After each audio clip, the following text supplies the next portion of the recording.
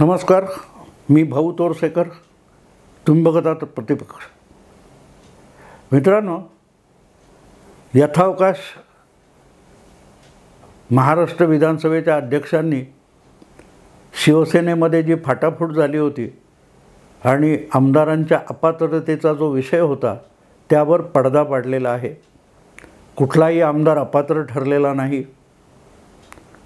पण हा निर्णय ज्या निकषावर आलेला आहे, ज्या आधारावर आलेला आहे, तो बघितला तर असाच आणखीन एक निर्णय आणि त्यासाठीची सुनावणी ही 31 जानेवारीपर्यंत चालून निकाली यायचा आहे.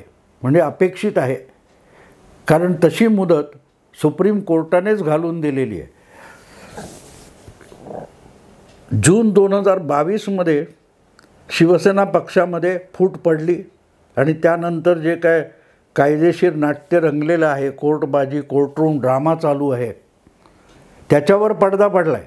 पण त्यानंतर बरोबर 1 वर्ष 1 दिवस 2 जुलै 2023 रोजी शिवसेनेसारखाच महाराष्ट्रातला एक प्रादेशिक पक्ष NCP म्हणजे राष्ट्रवादी काँग्रेस पार्टी याच्यातही उभी फूट पडली आणि आपल्या काकांचं नेतृत्व झुगारून विरोधी नेते पदावर बसलेले अजितदादा पवार यांनीसुद्धा आपल्या पाठीराख्यात 40-42 आमदारांना घेऊन महायुतीमध्ये भाजपसोबत सहभागी होण्याचा निर्णय घेतला. आणि परत तोच शिंदे ठाकरे वाद होता, तो काका पुतण्या वाद राष्ट्रवादीच्या बाबतीत सुरू झाला. अर्थात तुम्हाला आठवत असेल तर ज्या दिवशी ही फाटाफूट झाली होती आणि अजितदादा हे दुसरे उपमुख्यमंत्री म्हणून त्यांनी शपथ उरकलेली होती, त्यावर प्रतिक्रिया देताना शरद पवार म्हणाले होते की मी काही कोर्ट कचेऱ्या करणार नाही. पण अखेरीस ते सुद्धा त्याच विषयावर आले, कारण त्याला पर्याय नसतो. उदात्ततेचं नाटक करता येतं, पण उदात्ततेचं निर्वहन करणं हे पवारांच्या आवाक्यातली गोष्ट नाही. पवारांचं आयुष्यभराचं राजकारण हे कधीही उदात्ततेच्या मार्गाने गेलं नाही. त्यामुळे मी कोर्ट कचेऱ्या करणार नाही वगैरे वगैरे औदार्य दाखवणं सोपं होतं. पण ज्या कारणास्तव पवार त्या परिस्थितीत सापडलेले आहेत, ती परिस्थिती सोबत असताना आणि तीच माणसं सोबत असताना पवारांना ते औदार्य दाखवणं बिलकुल शक्य नव्हतं. आणि तसंच झालं. हे झाल्यानंतर ज्या काही घडामोडी होत होत्या त्याच्यावर माध्यमातून चर्चा चाललेली नव्हती. हा काका पुतण्यांचे वाद, चुलत भावंडांचे वाद असल्या फडतूस गोष्टी दाखवण्यामध्ये आपल्या मराठी माध्यमांना कमालीचा रस असतो.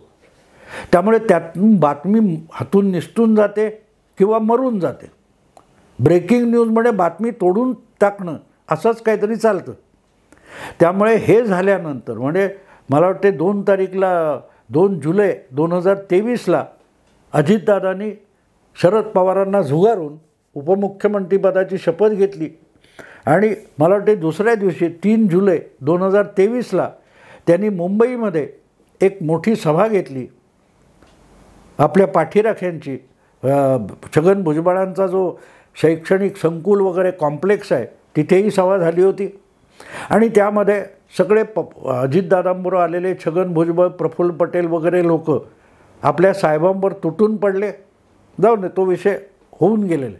पण मुद्दा असा होता की त्यानंतर तात्काळ माझ्या मते 4 जुलै किंवा 5 जुलैला दिल्लीला पोचलेले अजितदादांचे कट्टर सहकारी आणि शरद पवारांचे जुने सहकारी विश्वासू प्रफुल्ल पटेल यांनी 5 किंवा 6 असेल, मला तारीख आठवत नाही, पण दिल्लीला जाऊन हरीश साळवे या जगविख्यात वकिलाची भेट घेतली होती.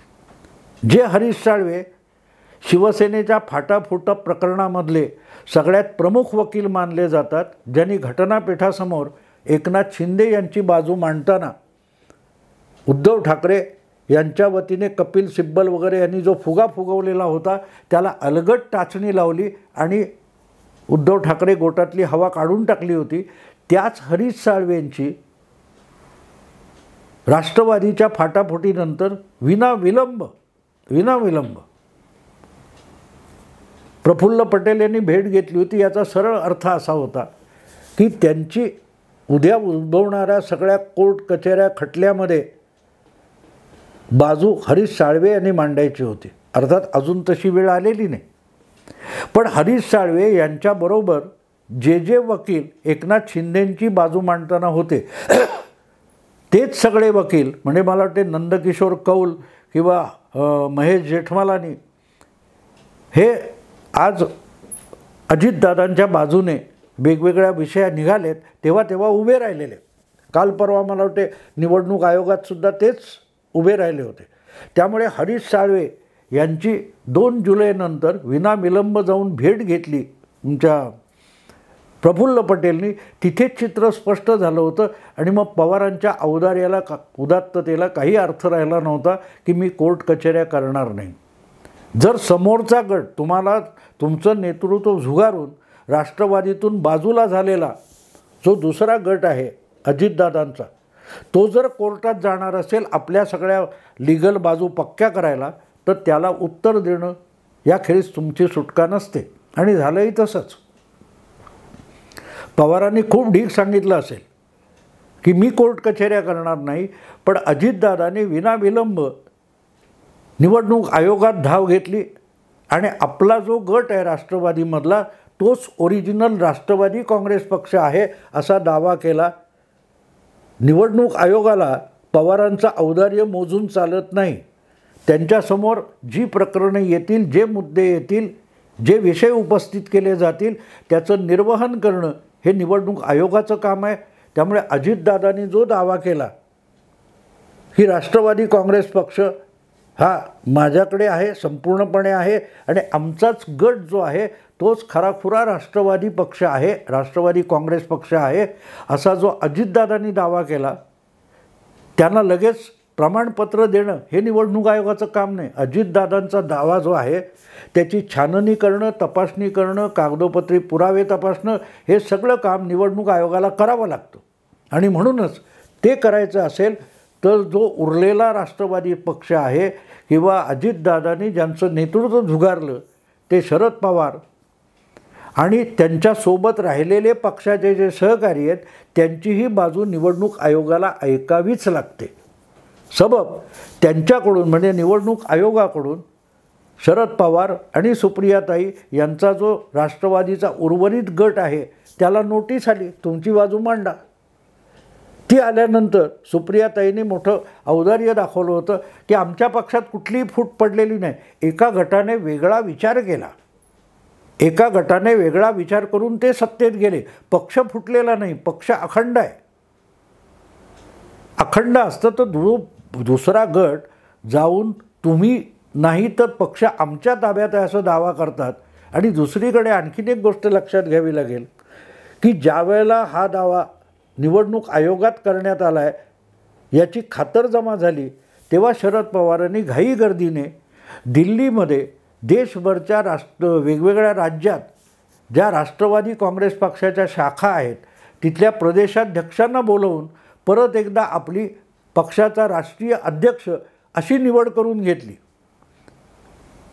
पण पवारांनी ही सगळी निवड करून ती निवडणूक आयोगाला कळवण्यापूर्वीच अजितदादांकडून अजितदादा हेच राष्ट्रवादी काँग्रेसचे राष्ट्रीय अध्यक्ष असल्याचा दावा मांडला गेला होता. त्याचं काय असेल, कशी निवड झाली, कधी निवड झाली, कुठे मिटिंग झाली, हा सगळा तपशील हा निवडणूक आयोगात पवारांनी जाण्यापूर्वीच मांडला गेला होता. आणि म्हणून आता परिस्थिती अशी आहे की यावर निवडणूक आयोग काय निर्णय घेणार. मला आठवतं मित्रांनो, ज्या वेळेला शिवसेनेच्या बाबतीत गेल्या वर्षीच्या फेब्रुवारीमध्ये 10-11 महिन्यापूर्वीची गोष्ट आहे, ज्या वेळेला निवडणूक आयोगाने शिवसेना हा पक्ष आणि त्याचं निवडणूक चिन्ह आणि नाव हे एकनाथ शिंदे गटाला बहाल केलं तेव्हा उद्धव ठाकरे यांची चिडचिड झाली नसेल त्यापेक्षा अधिक फडफडाट सुप्रियाताई सुळेंनी केला होता. आणि मी त्यावर व्हिडिओ पण केला होता, मुद्दाम व्हिडिओ केला होता की पक्ष हातातून निसटलाय उद्धव ठाकरेंच्या, पण त्यावरून हातपाय आपटणं जास्त चाललंय ते सुप्रियाताईंचं चाललंय. तर ते का चाललंय आपला चुलत भाऊच आपला पक्ष, बापाचा पक्ष घेऊन पळून जाईल का, याची भीती सुप्रियाताईंना सतावते का, असा सवाल मी त्या व्हिडिओमध्ये 10-11 महिन्यापूर्वी विचारला होता. आणि तो जुलैमध्ये खरा ठरला. तेव्हा मुद्दा असा आहे मित्रांनो, की तो जो डिस्प्यूट होता, जो शिवसेनेमध्ये उद्भवला होता, तो तसाच्या तसा राष्ट्रवादीत उद्भवला आणि तो निवडणूक आयोगात गेलेला आहे. आणि दुसरीकडे मग पात्रता अपात्रता यापर्यंतसुद्धा यावं लागलं, सुप्रीम कोर्टातसुद्धा जावं लागणार आहे. पण ज्या प्रकारचा निवाडा तुमच्या विधानसभेच्या अध्यक्षांनी दिला आहे, तो जसाच्या तसा निवडणूक आयोगातसुद्धा झाला होता. आणि जवळपास त्याचीच झेरॉक्स कॉपी विधानसभेच्या अध्यक्षांनी आता उद्धव ठाकरे आणि एकनाथ शिंदे प्रकरणात दिलेली आहे. ती बघितल्यानंतर एक प्रश्न असा निर्माण होतो की शिवसेनेचा विषय संपला, उद्धव ठाकरे किंवा उबाटा शिवसेना यांचा विषय संपलेला आहे. आता ऐरणीवर आहे तो पुढच्या 19-20 दिवसामध्ये राष्ट्रवादी काँग्रेस गटामध्ये कुठला पक्ष अधिकृत हे आता सभापतींना ठरवायचं आहे, ज्याचा निर्णय अजून निवडणूक आयोगात झालेला नाही. सुनावणी झालेली आहे. दोन्ही गटांची सुनावणी निवडणूक आयोगाने ऐकून झालेली आहे, पण निर्णय राखून ठेवलेला असेल. आता तोच विषय 31 जानेवारीपूर्वी महाराष्ट्र विधानसभेचे अध्यक्ष राहुल नार्वेकर यांना संपवायचा आहे, कारण तोही तसाच सुप्रीम कोर्टाचा आदेश आहे. 31 जानेवारीपूर्वी तोही विषय संपवून टाकला पाहिजे. आणि त्यामुळे तसं जर झालं, कारण शिवसेनेचा जो निर्णय आला आहे राहुल नार्वेकर यांच्याकडून, तो बघितला तर त्यांनी जो आधार घेतलेला आहे त्याच आधारावर निवडणूक आयोगात देखील सुनावणी झालेली आहे. अजितदादा गटाकडून असा दावा करण्यात आला निवडणूक आयोगामध्ये की शरद पवार हे मनमानी आणि हुकुमशाही पद्धतीने राष्ट्रवादी काँग्रेस पक्ष चालवत होते. त्याच्यात कधी कुठच्या निवडणुका झाल्या नाहीत. ते स्वतःला अध्यक्ष जाहीर करायचे, ठराविक लोकांकडून सह्या गोळा करायचे, बाकी अधिवेशन वगैरे व्हायची. पण पक्षांतर्गत लोकशाही ही शरद पवारांनी कधी नांदवली नाही, हा दावा तुमच्या अजितदादा गटाकडून निवडणूक आयोगात करण्यात आला होता. तुम्हाला आठवत असेल तर तो दावा अजितदादांच्या वतीने करणारे जे वकील होते त्याचा आता करेक्ट कार्यक्रमच करून टाकते अशी धमकी सुप्रियाताईंनी जाहीरपणे दिली होती कॅमेऱ्यावर आणि माईकवर, ते तुम्हाला आठवत असेल. त्यामुळे तो जो दावा आहे की आपणच ठरवायचं, आपणच अध्यक्ष व्हायचं, निवडणुका घ्यायच्या नाहीत पक्षांतर्गत, हा जो दावा अजितदादांनी केला त्याचा आणखीन एक संदर्भ तुमच्या लक्षात येण्यासाठी सांगतो की ज्यावेळेला दिल्लीमध्ये राष्ट्रवादी पक्ष फुटण्याच्या आधी अधिवेशन झालेलं होतं, अशा वेळेला आणि त्याच्या मध्यंतरी शरद पवारांनी आपल्या काय त्या अध्यक्षपदाच्या राजीनाम्याचं नाटक रंगवलं होतं मुंबईत. पण त्यानंतर शरद पवारांनी दिल्लीमध्ये पक्षाचं अधिवेशन भरवलं आणि त्यामध्ये प्रफुल्ल पटेल आणि सुप्रियाताई हे 2 कार्याध्यक्ष घोषित केले. त्यावेळेला तिथे शांतपणे बसलेले तुमचे अजितदादा हातात ती बिसलेरीची बाटली टेबलावर आपटताना तुम्हाला बघितलेले आठवतात का? आणि दुसरी गोष्ट, त्या दिवशी त्या अधिवेशनामध्ये दिल्लीच्या जेव्हा फाटाफूट झाली नव्हती तेव्हा सुप्रियाताईंच्या आधी काय मागे काहीतरी अजितदादांचं भाषण व्हायचं होतं. त्याच्या आधी अजितदादा रागावून स्टेजवरून निघून गेले होते, कारण त्यांच्या आधी जयंत पाटलांना वगैरे काहीतरी बोलू दिलं असं काहीतरी एक प्रकरण घडलं होतं. नाही मग ते लघुशंका करायला गेले होते वगैरे, सारवासारव केली होती. आता परिणाम समोर आलेले.